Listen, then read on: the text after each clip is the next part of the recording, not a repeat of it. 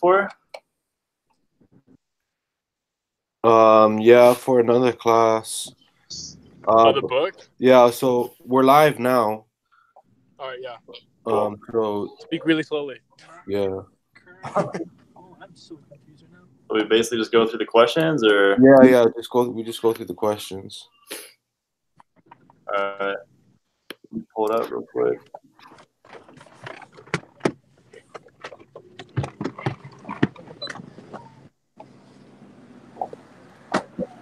All right, so the first one, why did Gaiman choose to incorporate the legend in this novel? That's what it is, right? The question.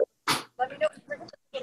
All right, so I think I'm just trying to incorporate, figure out what the theme of the story is, and I think that I don't know. You can take a bunch of different things away from it, but the most common pattern that I found was everything bad would happen to Charlie. He was super unfortunate, had the worst luck, and I feel I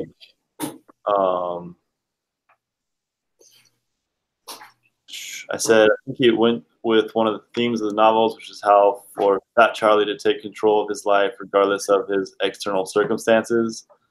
Mm-hmm. He was given a God as a father, but the father wasn't perfect, but he still ended up with an average life, and nobody really liked him. He was able to become like this God, fighting these other gods. So I don't know. I couldn't find much of a connection, but pretty much maybe he wanted to make it seem like, he had to realize his great potential somehow by, overcoming all these sorts of problems when his father was truly a god, and he could realize his potential, that he could actually have some sort of wit that his father had. But yeah, I think maybe one of the themes is self-discovery, because he was already had those powers. He just had to, and he just had to figure out how to use them, you could say. Yeah. I don't know. I really saw. I think it just adds a lot of drama through this one, the one legend. That's why he kind of incorporated it. But yeah, I mean, as far as a connection, I don't know. Did you? Well, let's just go to number 2. How did Gaiman adapt the story to meet the purpose of this novel?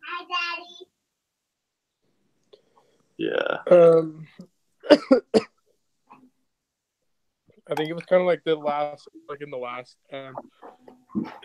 or whatever that book was, not The Brit in the Sky, the one before that, Cinder. He took a local story, and he just kind of turned it into his own thing, and he adapted it to kind of teach a lesson, about self-discovery, and what happened in Cinder. People already kind of know the story of Anansi, the god, so people already have these ideas in their head, and then they contrast that with what actually is happening in the book, and it kind of makes those themes pop out a little more. Yeah. I feel like he kind of went out of his way to make everything super negative for Fat Charlie. I mean, everything that happens in the book up until maybe halfway through, until he starts to take control of his life, everything is negative. So I mean, yeah, nothing good happens in the entire story, all the way through. His dad dies, super embarrassed, and has no self-confidence, and some guy comes along, his brother steals his fiance, gets framed, put in jail. Yeah, that was pretty much my answer to that question. Yeah, I think the same thing. I mean, there was so many different things going on in the story, so many different aspects, and I think it kind of made it more realistic and a better read for our people that are in our age group. I guess you could say kind of applies to them, but that's my take. Yeah. Yeah, I Yeah. agree. That's a pretty good point. Book was like all over the place. I mean, Yeah, that's what I mean. It's just like so many different things is going on, and but yeah, yeah, it was Yeah. a little unpredictable. So next question: what ways does Gaiman make Anansi stories relevant for contemporary readers? What was the last part of that question? So the question was, what ways does Gaiman make Anansi's stories relevant for contemporary readers? I can only find like one. I think just the Go ahead.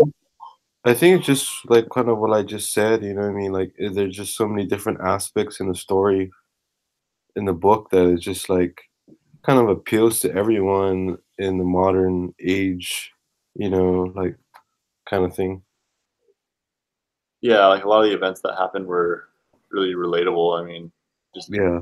generic, like marriage, job, family. yeah, just more relatable because it's in a modern setting and we all live in the modern times. So Yeah. Perfect. Next question: which literary elements did you find significant in this novel? What effect did these literary elements have on the message of the novel? I think like one of the big ones was foreshadowing because like their god is like the god of their dad's the god of misfortune, so you kind of like know that it's gonna like happen to them. Yeah. Yeah. I think another one was just like imagery. The book was very like descriptive with the characters and the setting, and like you could easily picture yourself, kind of what was going on. Yeah. Um, I put irony. I don't know if that counts as a literary element, but that was like the only congruent one I could really find. Kind of like everything. Everything is like ironic. Like he moves to what is it, London, tries to get rid of his American accent, and the second he gets rid of his accent, all the kids want to sound like from the hood. So like that was ironic, and then tries to get Spider killed, but then ends up having to save Spider. Yeah. Marrying Rosie, like gets his girlfriend stolen from his brother. Just emphasizing how unfortunate his life was. I guess like how bad his external circumstances, just like getting beat up by life and just taking it, not doing anything about it. Yeah, that's good. That's a good observation. Yeah. And wants to write a thesis. You guys write one? No. Well, I mean, yeah, I have one on my computer, but I'm not in my computer. I'm in my car right now driving out. Are you driving? Yeah, I think it was. I think it was kind of like something like. What's the author's name again? Neil Gaiman. Yeah, Gaiman. I think it was like Gaiman uses like folklore to highlight like self-discovery and some blah blah blah, like just kind of like his using the literary elements to highlight the themes that he wanted to explore.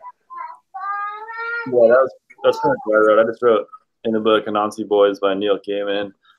Charlie must change his internal character in order to battle his unfortunate external circumstances. And I mean, if we want to talk about literary elements, then we can definitely mention some. But yeah, I don't on that one. Yeah, I just wrote that I thought the theme was about how dysfunctional the family was, and especially after the father died, that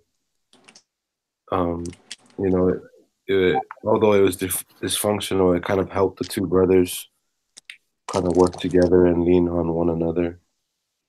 That's kind of what I wrote. Yeah, that's true too. I mean, it had a lot to do with helping each other out and whatnot. Yeah.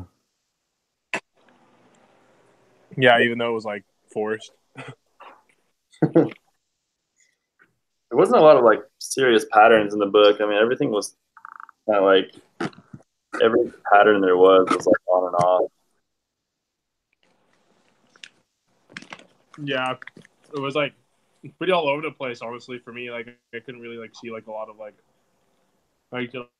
patterns. Like I think it was just because it was so random, like how the origins happened to him, and then like you're kind of expecting one thing, expecting him to like put misfortune on people, but it's actually just happening to him.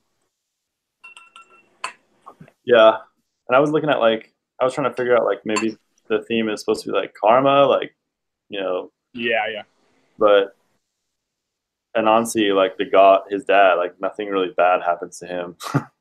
Yeah. He screws everyone over in life and pretty much gets away with it. So that's why I think I kind of walked away with the same one that you did, just like being able to, change your, I guess, adapt to be able to change your circumstances like independently and not have to depend on anything else. Yeah. Things go bad in life. 'Cause that's kind of what his dad did. I mean, even though he like was wronging other people, he found a way, like, he found a way around things and fix things himself. He never like, no one ever had to like help him or he didn't have it super good. I mean, he still had his challenges fighting like the other gods or whatever. He just had to find a way, just willpower just to figure it out. Yeah.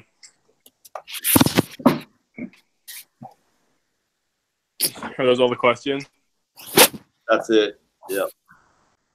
And then I think one person needs to just submit the URL, and it says that it's supposed to so one person's supposed to take notes of what everyone said or something. Yeah. I would totally do that, but I'm driving in my car. But just like an option, if you like, you can like do like speech to text, So I would just like, you could just find like an app that does speech to text and just like literally copy the notes, if that makes sense. Like play the video and then have it just copy the notes. Interesting. Yeah, they don't need to be like super. I mean, we don't need to say like everything. I already had everything I said pretty much written out. So you want to just what you call it?